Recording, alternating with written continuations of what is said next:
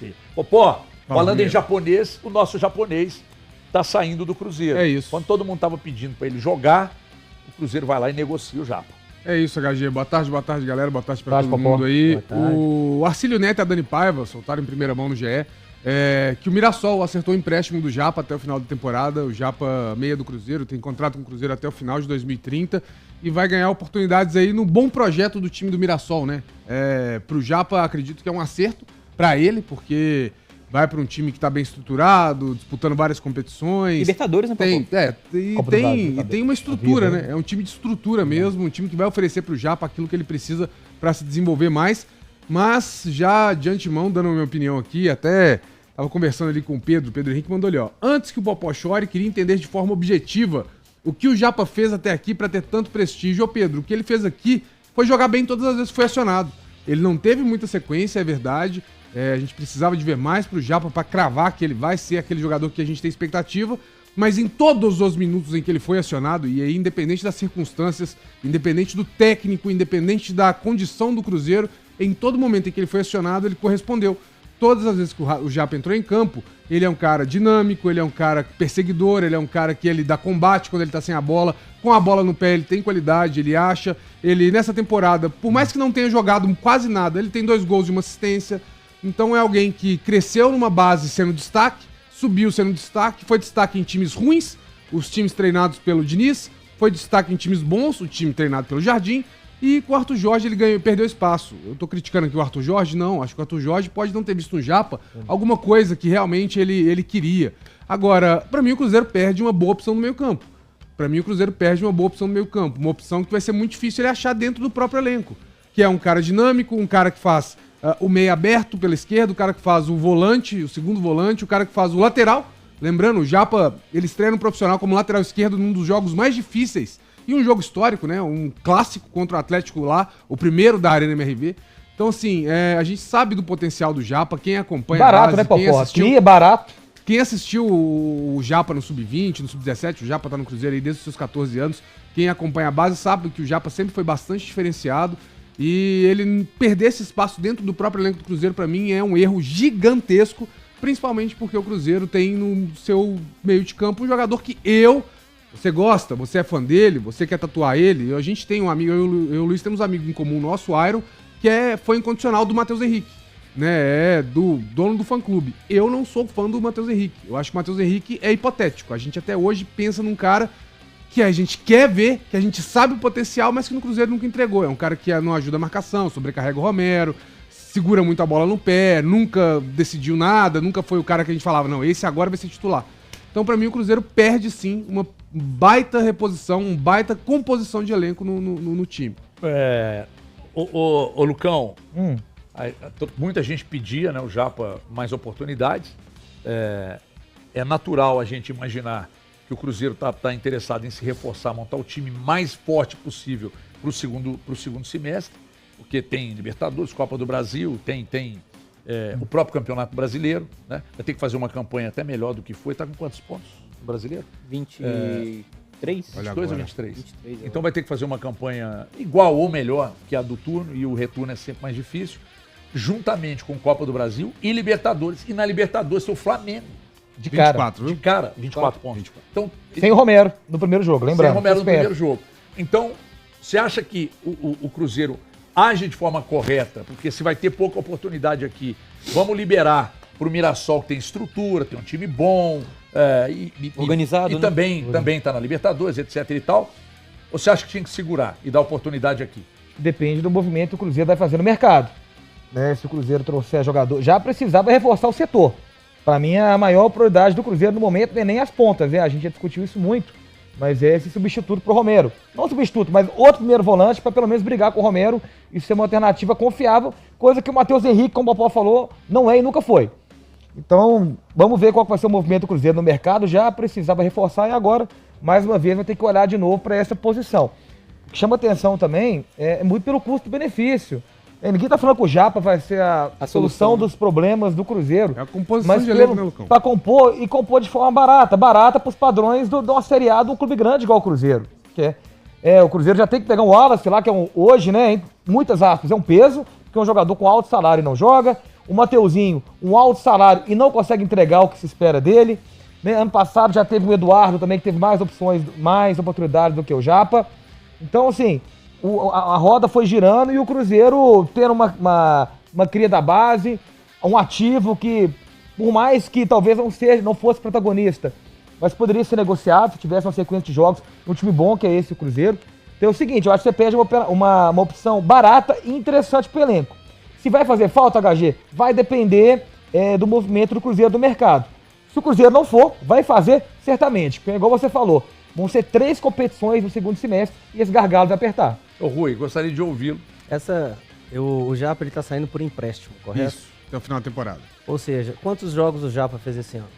Esse ano ele fez 10 jogos no total. Foram 10 jogos, né? Mas já não vem sendo utilizado pelo Arthur Jorge. Sim, o Arthur Jorge não chegou a... Eu acho que foi mais um bom movimento do Cruzeiro, por quê? Justamente porque o Mirassol é o time do momento, né? Querendo ou não. Foi mais ano passado, né? Mas tudo bem. Mas esse ano tá na Libertadores, ou seja, tá na vitrine, né?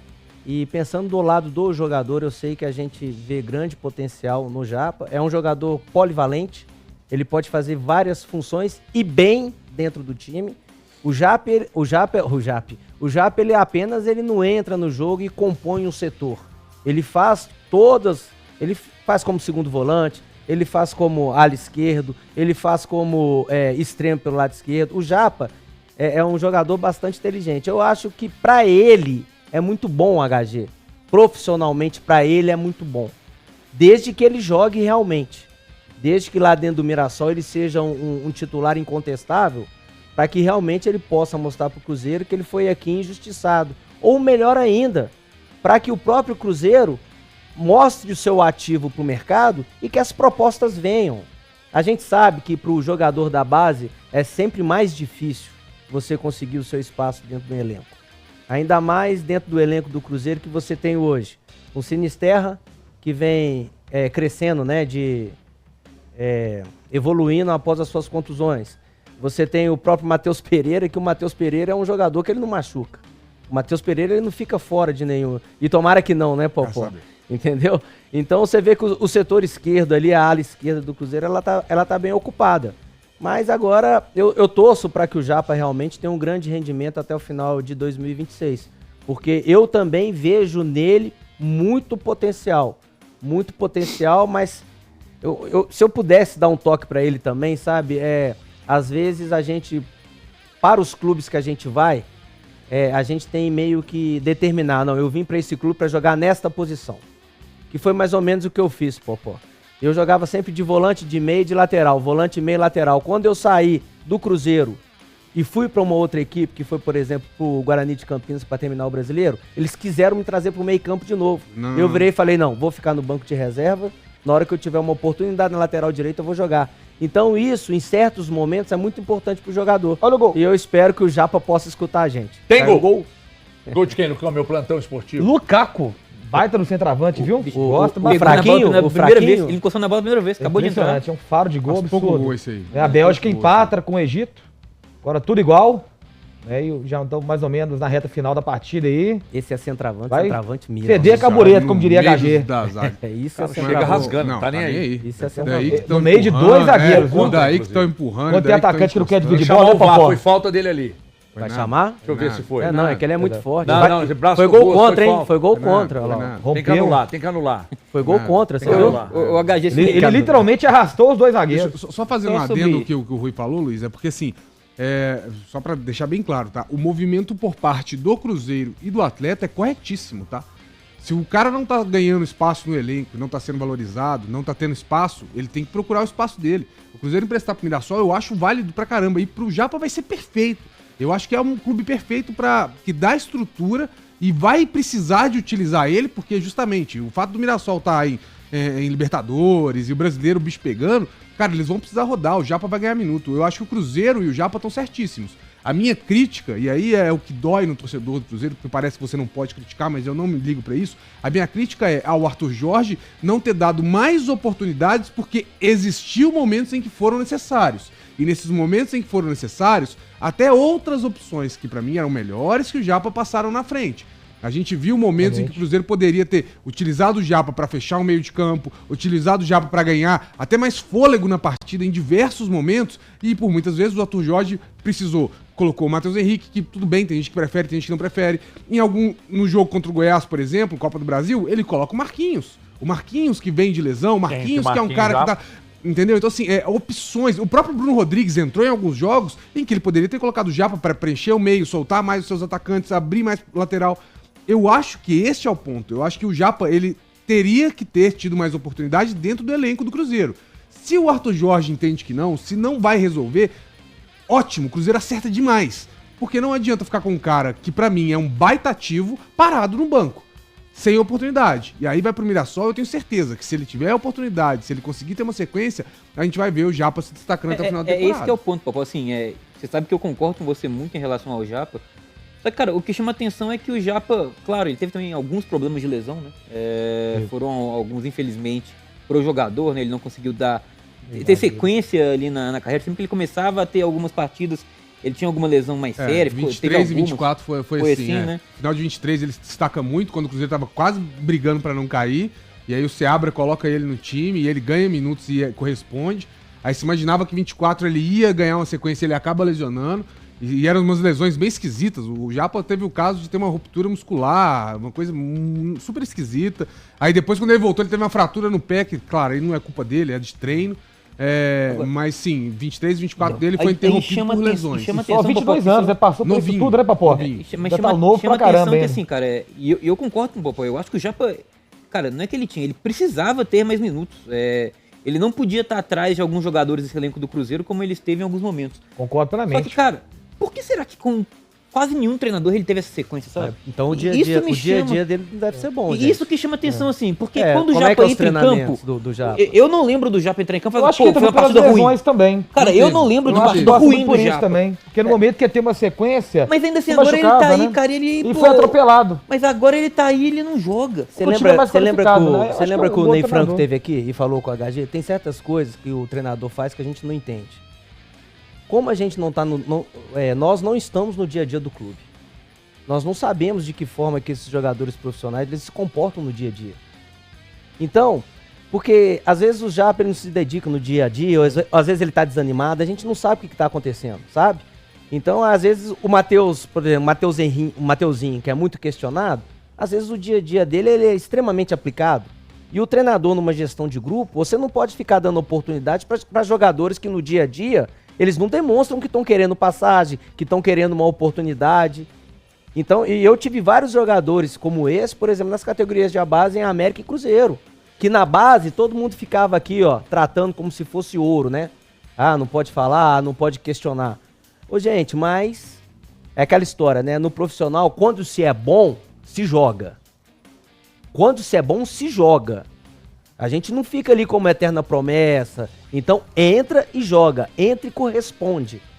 Então, eu acho que a gente tem que analisar melhor. Porque será que o Japa, por exemplo, é um Hendrick da seleção? Mas então, o Cruzeiro renovou com ele até 2030. Mas esse que é o ponto, cara. Se ele fosse um cara que não tem potencial... Por que ele não conseguiu ter mais oportunidade? Porque quando, assim... Ah, Luiz, mas o Japa é só expectativa? Não, porque ele já jogou. E quando ele jogou bem. Assim, mais uma vez, eu não lembro de uma partida ruim do Japa. Não, eu também. Agora, tem jogador que tá no Cruzeiro hoje que já jogou várias vezes, que eu te falo algumas partidas ruins. Disputando posição com ele. Eu não sou um cara que gosto, que assim... Na verdade, quando o Cruzeiro contratou, achei uma baita contratação, mas o Matheus Henrique, pra mim, nunca se justificou no Cruzeiro. O Matheus Henrique teve o melhor momento dele, foi em 24 com o Fernando Diniz. Alguns bons jogos, muitas contusões. Não, muitas não, né? Foram duas. O Mateuzinho demorou mais, né? O Mateuzinho teve... Pode colocar 3. Foram de recuperações mais longas. Duas foram de fratura na costela, né? Teve duas fraturas na costela. Então, foram 3 contusões e tal, e quando entrou, ele fez jogos ok, vai. Ele tem jogos bons, por exemplo, o jogo contra o Corinthians lá na semifinal da Copa do Brasil é um jogo bom. O jogo esse jogo contra... aí, pô, foi uma exceção do caramba do Matheus. É um jogo com exceção. O Matheus Henrique vive de exceção de bons jogos que você fala, esse é o Matheus Henrique que a gente quer ver. Jogos em que ele não agrega em nada. Um volante que deixa o Romero sobrecarregado. A torcida tem memória curta. Pega qualquer jogo do Cruzeiro do Diniz, qualquer jogo do Cruzeiro do Seabra. quando era Romero e Matheus Henrique, o coitado do Romero tinha que correr por 4. O Matheus Henrique não volta pra recompor, ele não marca. E ele é volante. Ele é volante. Não adianta, isso é brigar. E assim, ele é um jogador super querido. Uma galera ama ele, mas não tem como. Ele não entrega o melhor momento contínuo. dele, pra mim, no Cruzeiro do Seabra, ele não jogava nem como segundo, né? Ele era o terceiro jogador do ano. Ele subiu quanto, Popó? 23? O Japa sobe definitivo 23. E quantas lesões ele teve desde então? Nossa, Só que o Japa te teve numerou. mais 4. Então, pra mim, eu acho que tá aí também uma das justificativas. Cruzeiro, nesse meio tempo, Mas tudo quantos bem. treinadores teve e quantas lesões o Japa Mas teve? esse ano ele teve alguma? Não, isso que eu falo, é natural não ter tido a sequência, não ter entregado tanto a ponto dos treinadores o bancarem. Então, o Cruzeiro estava então recomeçando um trabalho a cada 6, 7 meses, a média. O Mateuzinho, o Japa não estava nunca no ápice fisicamente. É natural ficar um pouquinho no fim da fila. Se fosse um jogador tão descartável, não tivesse esse potencial, fica a diretoria ia renovar em janeiro desse ano. Janeiro de 2026 o Cruzeiro renovou até 2030. O Pedrinho não ia rasgar dinheiro. Se o Japa não tivesse qualidade, o Pedrinho não ia renovar até 2030. Não é até 2028, 2030. Então alguma coisa tem. Algum potencial esse menino tem, claro. É mais que natural ele querer sair pra jogar. Certamente o empresário também foi, né, Rui? Chega, gente, eu preciso jogar. Eu tô numa transição de carreira aqui da base pro profissional. Já passaram 2 anos, eu preciso jogar. Super natural o movimento. O que a gente questiona muito é esse custo-benefício. Vale a pena você abrir mão do Japa para ficar com o Mateuzinho e com o Wallace? Por mais difícil que seja você repassá-los pelo custo-benefício.